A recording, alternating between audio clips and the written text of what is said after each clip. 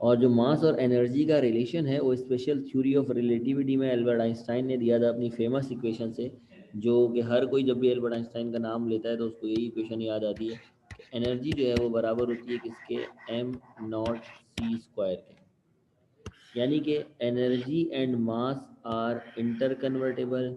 और हम ये भी कह सकते हैं कि जो एनर्जी और मास है ये दो अलग अलग चीज़ों, दो अलग अलग फॉर्म है एक ही चीज़ की, चीज़ एक ही है लेकिन दो अलग अलग फॉर्म है।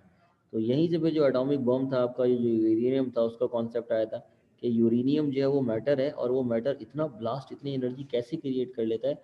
तो इस फार्मूले से उसकी कैलकुलेशन की गई थी, E is equal to M not C square energy जो है वो रिलीज करता है। एम नॉट का मतलब होता है रेस्ट एनर्जी, तो ई नॉट हो जाएगा। लेकिन अगर टोटल एनर्जी की बात करें तो ये फार्मूला था एक्चुअल में एम सी स्क्वायर। ठीक है जी। अच्छा, अब जो न्यूमेरिकल सॉल्व करने हैं हमें, उस न्यूमेरिकल्स के अंदर हमारे पास जो फार्मूले हैं, फार्मूला नंबर 1 हम यूज़ करेंगे एल नॉट वाला।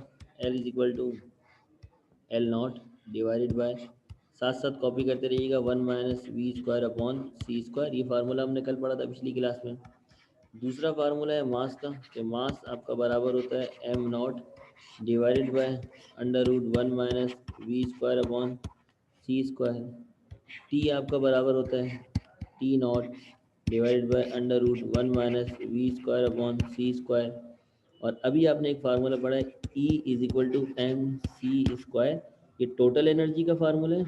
और E naught is equal to M not C square, ये रेस्ट एनर्जी का फार्मूला है। यानी कि कोई ऑब्जेक्ट अगर रेस्ट में है तो भी उसके पास एनर्जी होती है, और उसका फार्मूला है एम नॉट सी स्क्वायर।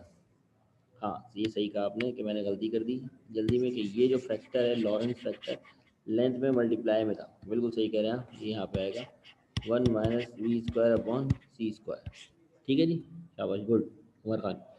अच्छा, अब आगे चलें तो हमारे पास आता है एक और जदीद फार्मूला जो हमें ड्राइव करना होगा आगे। और वो फार्मूला है हमारा एनर्जी का ही एक फार्मूला है, कि अगर मैं आपसे कहूँ, ये याद कर लेना ये भी, ताकि बार बार ड्राइव ना करना पड़े। एम जो है वो बराबर है M not divided by √1 - V square upon C square के। तो अगर मैं दोनों को सी स्क्वायर से मल्टीप्लाई कर दूँ, इसको भी सी स्क्वायर से मल्टीप्लाई कर दूँ, इसको भी, तो देखो ये बन गया एनर्जी, टोटल एनर्जी, और ये बन गया रेस्ट एनर्जी। तो जो मास का रिलेशन है वही एनर्जी का भी रिलेशन है, बिल्कुल सेम। तो ये एनर्जी का रिलेशन बन गया। ठीक है। तो हमारे पास टोटल कितने फार्मूले हो गए, 1 2 3 4 5 6 फार्मूले हमारे पास आ गए। इन 6 फार्मूलों की मदद से हम कोशिश करेंगे कि आज जो हमारे 6 ही न्यूमेरिकल्स हैं उनको सॉल्व करें। लेकिन जो डेटा है मैं आपको वो, और जो फार्मूला है मैं आपको वो बता दूंगा। कैलकुलेशन के लिए कैलकुलेटर आपके पास होना चाहिए। अगर मैं कोई चीज़ पूछता हूँ तो आप मुझे बता दीजिएगा, अदरवाइज़ अगर मुझे मालूम हुई तो मैं डायरेक्ट लिख दूंगा वो वैल्यूज़। ठीक है, तो न्यूमेरिकल्स की तरफ चलते हैं। सबसे पहले डेटा को डिस्कस करते हैं। डेटा के अंदर हमें नज़र आ रहा है कि कह रहा है in the inertial frame of pendulum time period is measure to be 3 second. Inertial frame में हमने उसका टाइम पीरियड मेजर करा और वो कितना आया, 3 सेकेंड आया time period. What will be the period, यानी कि टाइम पीरियड ही मालूम करना है of a pendulum for an observer moving. अब देखो, अगर ऑब्जर्वर आपका मूव करने लग जाए तो इसका मतलब अब टाइम मालूम नहीं करना, मतलब रेस्ट वाला टाइम मालूम नहीं करना, रेस्ट वाला टाइम दिया हुआ है। इसका मतलब जब भी ऑब्जर्वर मूव करने लग जाए, या ऑब्जर्वर मूव नहीं कर रहा तो कोई और चीज़ मूव करने लग जाए, ऑब्जेक्ट मूव करने लग जाए, ये रिलेटिव है ना। या तो आप मूव कर रहे हो या जिस चीज़ को आप देख रहे हैं वो मूव कर रही हो, तो फिर वहाँ पे रिलेटिविटी का फार्मूला लगता है। तो यहाँ पर ऑब्जर्वर आपका मूव कर रहा है, तो हमने डेटा बनाया। डेटा के अंदर सबसे पहले हमने लिखा कि हमें टाइम दिया हुआ है कितना, 3 सेकेंड, और वेलोसिटी दी हुई है, जिस वेलोसिटी से मूव कर रहा है वो 0.95 c। और हमें मालूम करना है टाइम, यानी कि जब वो ये टी नॉट हो जाएगा और ये टी हमें मालूम करना है। तो सोल्यूशन में फार्मूला किसका लगेगा भाई, टाइम का। वो क्या था, T is equal to T nought √1 - V square upon C square. यहाँ पर एक चीज़ जो आपने समझनी है एक्स्ट्रा, वो ये है कि देखो इसने जो वेलोसिटी दी है, स्पीड दी है, उसके अंदर कहीं पर भी मीटर पर सेकंड नहीं आ रहा। तो क्यों नहीं आ रहा, उसका रीज़न है इसने हमें रिलेटिव वेलोसिटी दी है। देखें, अगर मैं आपसे कहूँ कि x की वैल्यू जो है वो 2 है, तो y की वैल्यू जो है वो मैं कह लेता हूँ 20 है, तो एक बंदा कहता है नहीं, y जो है वो बराबर है 10 × x के। तो दोनों गलत नहीं है, दोनों सही बात कह रहे हैं। अगर y की वैल्यू 20 है तो y बराबर है 10 टाइम ऑफ x के, तो एक कंपैरेटिव वैल्यू कहलाती है। तो यहाँ पर जो इसने स्पीड ऑफ लाइट दी है ना 0.95 टाइम्स ऑफ सी दी है, और सी की जो यूनिट है वो मीटर पर सेकेंड है, 3 मल्टीप्लाई बाई 10⁸ मीटर पर सेकेंड। तो मीटर पर सेकेंड सी के अंदर मौजूद है इसकी वैल्यू, और इसकी यूनिट अंदर मौजूद है, हमें इसने कंपैरेटिव वैल्यू दी। ठीक है, अब आगे चलें सॉल्यूशन की तरफ। तो देखिए हमने सिर्फ वैल्यूज पुट करनी है। Solution E is equal to T nought की जगह 3 divided by under root 1 minus V की जगह 0.95 सी डिवाइडेड बाय सी, और स्क्वायर यहाँ पर भी, स्क्वायर यहाँ पर भी। एक काम आप ये याद रखें मेजबान सर, ये नहीं जा आया, समझ आया क्या समझ नहीं आया पूछो, माइक अनम्यूट कर लो। क्या चीज़ समझ नहीं आई मिसबा? अच्छा, वी वाला कॉन्सेप्ट समझ नहीं आया, दोबारा समझा दें। डेटा वापस समझा दें। डेटा तो आसान था भाई। टाइम पीरियड आपको दिया हुआ है 3 सेकेंड। एक बंदा जो है वो मूव कर रहा है, तो जब मूव करने लग जाओ तो टाइम जो है वो रिलेटिव हो जाता है, और फिर आपका टाइम स्लो हो जाता है। तो वो जो टाइम पहले होता है वो ओरिजिनल टाइम होता है, बाद में जो होता है वो फाइनल टाइम मूविंग फ्रेम का टाइम होता है। तो वो मालूम करना है, और स्पीड दी हुई है वेलोसिटी। ठीक है, एक मिनट रुकना।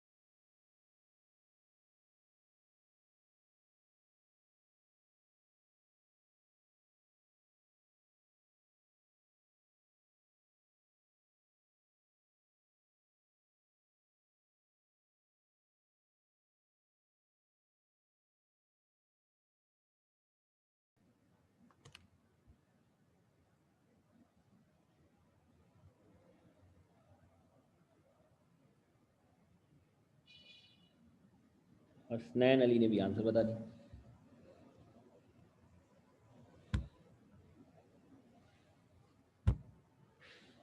उसामा ने भी बता दिया, ठीक है गुड। अच्छा, अब अगले सवाल की तरफ चलते हैं। ठीक है, रिलेटेड क्वेश्चन है, मतलब वही है जो हम टॉपिक पढ़ रहे हैं उसी से रिलेटेड है। कह रहा है what will be the length of a bar in the stationary frame. अच्छा, एक कॉन्सेप्ट हमारे पास जो गलत है वो ये है, उसको क्लियर कर लेना। अक्सर बच्चे क्या समझते हैं कि अगर उसने कहा है स्टेशनरी फ्रेम में लेंथ क्या होगी, तो वो समझते हैं कि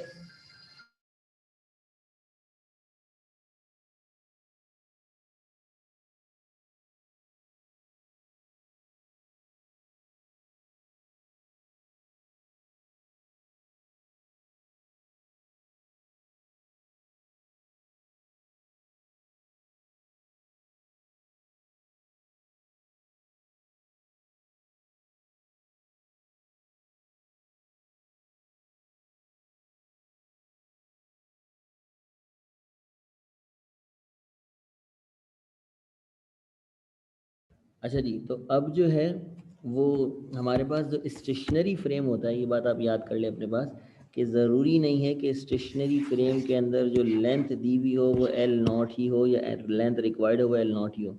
असल में एल नॉट वो लेंथ होती है जो हमें मालूम होती है शुरू में, जो रेस्ट के अंदर हमने उसे ऑब्जर्व किया होता है। अब अगर आपका ऑब्जर्वर मूव करने लग जाए या आपका ऑब्जेक्ट मूव करने लग जाए, सही है ना, दोनों भी मूव करने लग जाए तो ये रिलेटिव हो जाता है। ठीक है, ऑब्जर्वर मूव कर रहा है ऑब्जेक्ट रेस्ट में तो भी मसला है, ऑब्जर्वर मूव कर रहा है ऑब्जेक्ट जो है वो मूव कर रहा है ऑब्जर्वर रेस्ट में तो भी मसला है। दोनों सूरतों में फिर लेंथ चेंज होती है और उससे एल कहते हैं, रिलेटिव लेंथ। जबकि शुरू वाली लेंथ हमेशा एल नॉट होती है और ये आपको गिवन होती है। तो आप कभी ये मत समझिएगा कि इसने कहा what will be the length of a bar in a stationary frame, तो कहीं आप समझे एल नॉट रिक्वायर्ड है यहाँ पे, ऐसा कुछ नहीं है, पता चलेगा रिलेटिविटी से। ठीक है, तो रिलेट करके चेक करना है। तो हम आ गए कि जो लेंथ है its length is in X direction is 1 metre. तो इसमें जो मुझे लेंथ दी होगी ये उसकी ओरिजिनल लेंथ होगी जो कि लेंथ नॉट कहलाएगी और ये 1 मीटर। अब देखो रिलेटिविटी का कैसे पता चल रहा है, मूविंग, ये मूविंग है, moving with the velocity 0.9 C with respect to the observer. अब कह रहे हैं कि एक जो लेंथ है, जो बार है, जो चीज़ जिस जिस लकड़ी की बात हो रही है, जिस बार की बात हो रही है, वो मूव कर रहा है और ऑब्जर्वर एट रेस्ट है। जो बार मूव कर रहा है वो कितनी वेलोसिटी से मूव कर रहे हैं, वेलोसिटी उसकी दे दी 0.75 सी, वही कंपैरेटिव वेलोसिटी दी हुई है। तो बताएं ऑब्जर्वर को कितनी लेंथ लगेगी, तो फिर ये रिलेटिव लेंथ हो गई, एक्चुअल लेंथ नहीं हुई। तो रिलेटिव लेंथ आपको कैलकुलेट करनी है जो ऑब्जर्वर को फील होगी। तो अब लेंथ का फार्मूला क्या लगेगा, L is equal to L nought bracket 1 - v² upon c² under root. Solve करें, आप आंसर आ जाएगा। ठीक है, मुझे सॉल्व करके आंसर बता दें फिर हम आगे चलते हैं। दो तो आपके बहुत बेसिक सवाल थे, असल जो सवाल पेपर में आते हैं वो 17.3 से स्टार्ट हो रहे हैं। ठीक है, इन्होंने क्या दिया हुआ था, m0 c² 0.511 मेगा इलेक्ट्रॉन, ये आपके पास रेस्ट मास था। टोटल एनर्जी रिक्वायर्ड है, काइनेटिक एनर्जी रिक्वायर्ड है और वेलोसिटी आपको गिवन है, डेटा को देख सकते हैं आप। एनर्जी का फार्मूला लगाना है आप लोगों ने, सॉल्व करनी है, एनर्जी आ जाएगी, बहुत आसान सवाल है। काइनेटिक एनर्जी का फार्मूला लगाना है, वो भी आ जाएगा, काइनेटिक एनर्जी माइनस करके आ जाएगी, एनर्जी का रिलेशन मास से हमने निकाला था तो वही हम करेंगे यहाँ पर। ठीक है, अच्छा सबसे पहले हम क्या करने के लिए जा रहे हैं, इस सवाल का डेटा हम ऑब्जर्व करने के लिए जा रहे हैं। तो डेटा के अंदर इसने एक इंटरेस्टिंग चीज़ क्या दी है अलग से जो समझने वाली है, कि देखिए उसने प्रोटॉन का मास तो दे दिया है, कॉमन सी बात है, लेकिन ज़रा आप थोड़ी देर के लिए इस वाली लाइन को ना पढ़िएगा, इस वाली लाइन को, और फिर सवाल को पढ़ें। तो देखिए क्या कह रहे हैं, the total energy is 3 times it's rest energy. Total energy को हम किससे रिप्रेजेंट करते हैं, ई से। ठीक है, 3 नंबर है, टाइम्स का मतलब होता है मल्टीप्लाई, और रेस्ट एनर्जी को हम रिप्रेजेंट करते हैं ई नॉट से। तो इससे इसने हमें एक हिडन इंफॉर्मेशन दी हुई है, हिडन क्या क्लियर ही है, कि जो डेटा है उसके अंदर आप एक चीज़ और लिख सकते हैं। आप ये तो लिख सकते हैं कि आपको मास दिया हुआ है और ये मास एम नॉट कहलाएगा, क्योंकि देखिए ये कांस्टेंट मास है, ये प्रोटॉन का मास हमेशा ये रहता है, जबकि जो रिलेटिव मास होता है वो चेंज होता रहता है स्पीड की वजह से। तो इसका मतलब ये जो मास है, क्योंकि ये तो हमेशा यही रहता है तो ये कांस्टेंट वैल्यू है, तो ये आपका रेस्ट मास कहलाएगा इस सिचुएशन में। बाकी ई जो है इसने मुझे दिया हुआ है 3 टाइम्स ऑफ ई नॉट। मुझसे कहता है बताएं प्रोटॉन की रेस्ट एनर्जी कितनी होगी, ई नॉट निकाल के दिखाएं। कहता है स्पीड कितनी होगी, चलो वेलोसिटी निकाल के दिखाएं। और फिर आपसे कहता है काइनेटिक एनर्जी कितनी होगी, के निकाल के दिखाएं। और कह रहे हैं इलेक्ट्रॉन वोल्ट में निकालें। अच्छा यहाँ पे कह रहा है इलेक्ट्रॉन वोल्ट में निकाले, बुक के अंदर आंसर मेगा इलेक्ट्रॉन वोल्ट में दिए हुए, तो मैं आपको दोनों में कन्वर्ट करना सिखा दूंगा कि कैसे कन्वर्ट कर सकते हैं। ठीक है, बहरहाल अब आ जाते हैं फार्मूलों की तरफ, कौन कौन से फार्मूले लग सकते हैं। देखिए फार्मूलों में जो पहला फार्मूला है रेस्ट एनर्जी निकालने के लिए, वो E is equal to m0 c²। और काइनेटिक एनर्जी निकालने के लिए आपको माइनस करना होगा टोटल एनर्जी को रेस्ट एनर्जी से। तो टोटल एनर्जी तो बड़े आराम से आ सकती है, 3 को ई नॉट से मल्टीप्लाई करो, ई नॉट हम यहाँ से निकाल लेंगे, उसको 3 से मल्टीप्लाई करेंगे टोटल आ जाएगी, उसको माइनस कर लेंगे रेस्ट एनर्जी से, काइनेटिक एनर्जी आ जाएगी। और वेलोसिटी जो निकालनी है इसके लिए, क्योंकि एनर्जी का रिलेशन दिया हुआ है ना, देखो एनर्जी का रिलेशन दिया हुआ है, तो एनर्जी ही हमारी मदद कर सकता है कि एनर्जी बराबर है E naught divided by √1 - v² upon c²। तो ये 3 फार्मूले हमने यहाँ पे यूज़ करने हैं। ठीक है, अब ज़रा इनका सोल्यूशन देख लेते हैं। सोल्यूशन की तरफ अगर चले तो कैलकुलेशन आप लोगों ने बतानी है, गलती मत कीजिएगा। सोल्यूशन के अंदर सबसे पहले हमने क्या करा कि हमने लिखा ई नॉट बराबर है एम नॉट सी स्क्वायर के। एम नॉट की वैल्यू है 1.67 मल्टीप्लाई बाय 10 की power -27 multiply by C square कितना है 3 मल्टीप्लाई बाय 10 की पावर 8 का होल स्क्वायर। इस पूरे को सॉल्व करो, आपके पास जो ई नॉट आएगा वो स्टैंडर्ड यूनिट में आएगा और उसकी स्टैंडर्ड यूनिट क्या होगी, उसकी यूनिट होगी जूल। अब आपने उसको कन्वर्ट करना है इलेक्ट्रॉन वोल्ट में। इलेक्ट्रॉन वोल्ट में, इलेक्ट्रॉन, एक इलेक्ट्रॉन का चार्ज कितना होता है?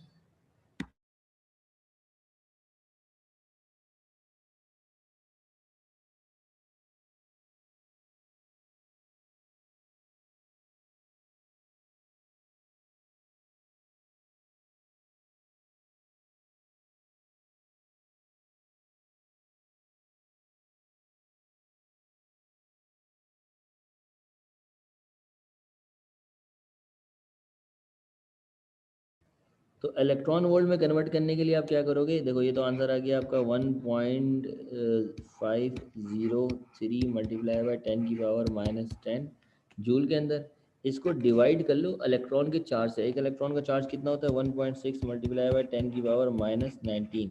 तो अब जो आपकी एनर्जी है ई नॉट ये चली जाएगी किसके अंदर, इलेक्ट्रॉन वोल्ट में। तो बताओ क्या आंसर आ रहा है इलेक्ट्रॉन वोल्ट में। और मेगा में करने के लिए, क्योंकि मेगा की वैल्यू होती है 10 की पावर 6, तो मेगा में करने के लिए इसको डिवाइड कर लो 10 की पावर 6 से, तो ये चला जाएगा मेगा इलेक्ट्रॉन वोल्ट में। सी की वैल्यू रखनी नहीं है तो सी की क्यों परेशानी ले रहे हो। सी की वैल्यू है 3 मल्टीप्लाई बाई 10 की पावर 8, ये रहा 8। स्पीड ऑफ लाइट है ना सी। क्या हो गया रवेश कुमार।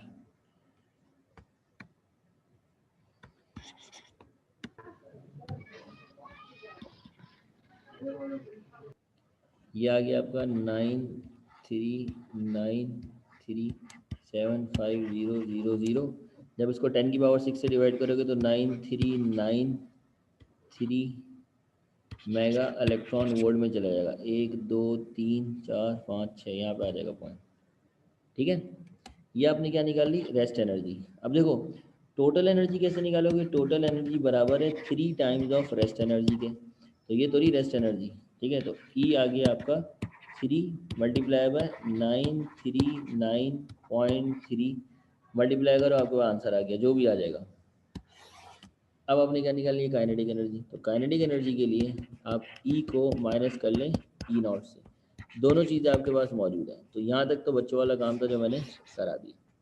इसको सॉल्व करके आंसर बताते जाओ। ये आ गया आपके पास 218.125 और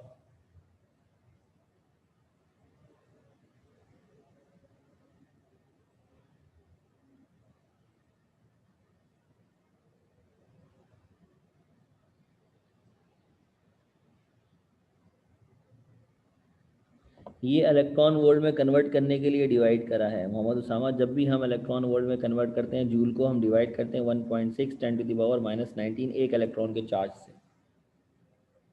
1878.75 ये आ गया आपका 1878.75, ठीक है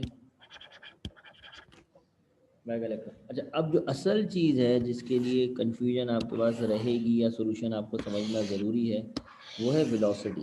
वेलोसिटी कैसे कैलकुलेट करेंगे, तो देखें वेलोसिटी कैलकुलेट करने के लिए जो रिलेशन इसने दिया है ये वाला रिलेशन हम यूज़ करेंगे और एनर्जी का फार्मूला यूज़ करेंगे। किस तरह, ज़रा ये ध्यान से देखिएगा। देखें ई जो है वो आपका बराबर है ई नॉट फार्मूले के हिसाब से divided by √1 minus V square upon C square. कितने वेरिएबल है, ई नॉट और वी स्क्वायर, जबकि सब हमें मालूम है। लेकिन एक काम ये नहीं कर सकते कि ई बराबर है 3 टाइम्स ऑफ ई नॉट के। ऐसा ही है ना, उसने कहा ई बराबर है 3 टाइम्स ऑफ ई नॉट के, तो हम यहाँ पे इसकी जगह ये नहीं रख सकते क्या, ई की जगह 3 टाइम्स ई नॉट रख दें। इसका फ़ायदा क्या है, ई नॉट से ई नॉट कैंसिल हो जाएगा।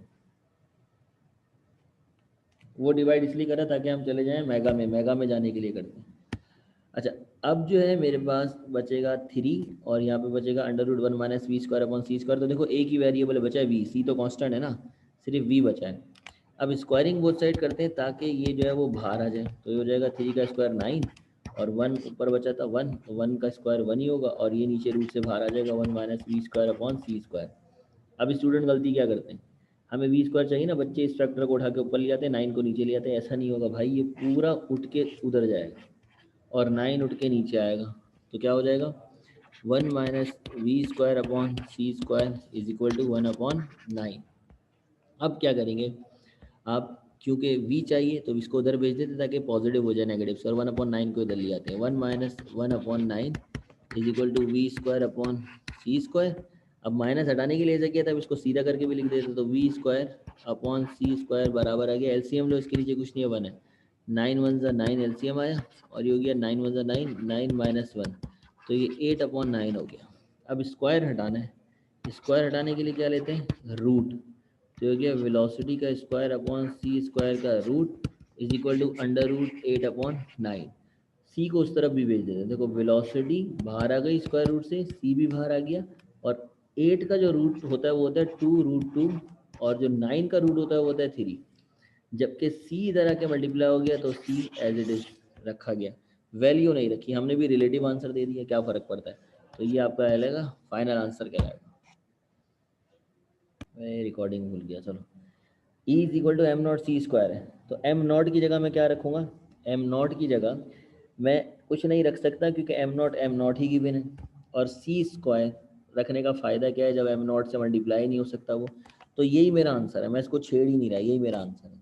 ठीक है, अब मैं बात कर रहा हूँ एम की, तो एम कैसे निकालूंगा, एम नॉट की जगह M not divided by under root 1 minus V square की जगह 0.8 सी का स्क्वायर, 0.8 दी हुई थी भी, और C square as it is. अब देखो m कैसे आ जाएगा, m is equal to M nought as it is, ये मेरे पास बन जाएगा 1 minus 0.64 C square divided by C square से सी स्क्वायर कैंसिल, तो m मेरे पास आ गया M not divided by under root 1 minus 0 point, इसका अगर आप 64 आंसर आ गया। ठीक है, अब इस पूरे को अगर आप सॉल्व करो ना नीचे वाली वैल्यू को, तो आपके पास क्या आंसर आएगा, M nought as it is, ये आ जाएगा 0.6। अब वही वाली बात, साइंटिफिक कैलकुलेटर में आप 0.6 लिख के इंटर दबाओ तो साइंटिफिक कैलकुलेटर बताएगा कि 0.6 आपका बराबर होता है 3/5 के। इसको उल्टा कर दो तो m किसके बराबर आ जाएगा, 5/3 एम नॉट के। ये आपका आंसर है, क्योंकि एम नॉट की वैल्यू पता ही नहीं है तो इसलिए रख ही नहीं सकते। अब एनर्जी निकालना कोई मसला ही नहीं है, एनर्जी बराबर थी एम सी स्क्वायर, एम हमने निकाल लिया, एम कितना है 5/3 M nought as it is C square, यानी कि एम की जगह मैंने पूरी ये वैल्यू डाल दी, एम की जगह C square as it is. Value रखने की ज़रूरत ही नहीं है, फिर से वही वाली बात, मुझे पता ही नहीं है तो रख के क्या करेंगे। ठीक है ना। अच्छा जी, अब आ जाए काइनेटिक एनर्जी। काइनेटिक एनर्जी का फार्मूला होता है ई माइनस ई नॉट। तो काइनेटिक एनर्जी मेरे पास आ गई, ई की जगह मैंने रख दिया 5/3 M not C square minus, और इसकी जगह रख दिया एम नॉट सी स्क्वायर, क्योंकि रेस्ट एनर्जी तो यही थी ना। 0.6 को कैलकुलेटर में लिख के इंटर करो, आंसर आएगा। तो काइनेटिक एनर्जी मेरे पास आ गई, इसको माइनस करो, देखो M not C square common आ जाएगा, अंदर क्या बचेगा 5/3 माइनस 1, के मेरे पास आ जाएगा, माइनस करके बताओ 3, तो ये आ जाएगा 2, 2/3, 3 हो जाएगा 5 माइनस 3 2, सही 2/3 एम नॉट सी स्क्वायर, ये काइनेटिक एनर्जी आ गई। आखिर में बचा मोमेंटम, मोमेंटम के लिए क्या करोगे, मास को मल्टीप्लाई कर दोगे वेलोसिटी से। मास कितना है 5/3 एम नॉट, वेलोसिटी कितनी है 0.4 सी, सॉल्व करोगे आंसर आ जाएगा। सब जगह पे एम नॉट और सी स्क्वायर चलता रहेगा, एम नॉट और सी स्क्वायर, क्योंकि एम नॉट इन्होंने दिया नहीं है तो सी स्क्वायर की वैल्यू रख के हमने क्या बिगाड़ लेना है, क्या बिगाड़ लेंगे हम सवाल का। तो इसी तरह आंसर लेके चल रहे हैं। अच्छा, आप ये पूछ रहे मिसबत 3/5 कहाँ से है, कैलकुलेटर में 0.6 रखो, या एक काम करो 3 को डिवाइड करो 5 से, चेक करो आंसर क्या आता है।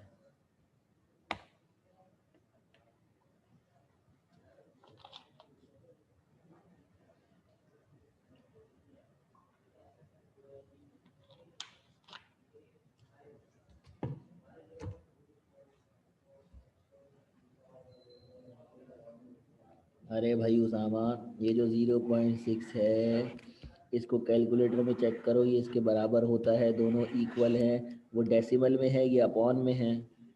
कैलकुलेटर में लिखो 3/5, यही आंसर आएगा।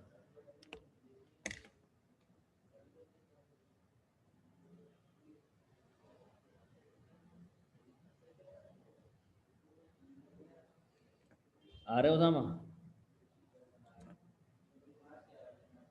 ठीक है, आज के लिए इतना ही है। अगला जो न्यूमेरिकल है वो आप लोगों ने खुद से करना है, नहीं होगा तो बाद में डिस्कस करेंगे।